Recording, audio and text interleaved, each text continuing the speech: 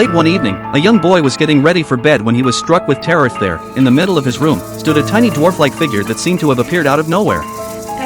Dad? His father rushed in to check, scanning every corner of the room, but found no one else there. He reassured his son, telling him he must have been half asleep and caught in a nightmare, and urged him to settle down and get some rest. With that, his father turned off the light and headed back downstairs. But before the boy could even close his eyes, a blood-curdling scream tore through the house from below. He bolted out of bed and ran downstairs to find his father sitting calmly on the couch, yet no matter how much the boy called out to him, his father didn't respond. As the boy crept closer, his heart sank. His father's eyes had turned a deep, unsettling crimson. By the following morning, investigators arrived at the house to assess the scene. They discovered small child-sized fingerprints scattered throughout the home. The boy, doing his best to recount what he had witnessed the night before, told the detectives something that stopped them cold: the dwarf had no legs. This gave the team their first physical profile of the perpetrator. Strangely, however, the victim showed no significant blood loss, and his body weight remained completely unchanged. A theory suddenly flashed through the mind of one of the female detectives, and the moment it did, a deep sense of dread washed over her. She wasted no time and rushed straight back to the morgue. The moment she pushed open the door and took in what was in front of her, an overwhelming wave of unease hit her like a freight train.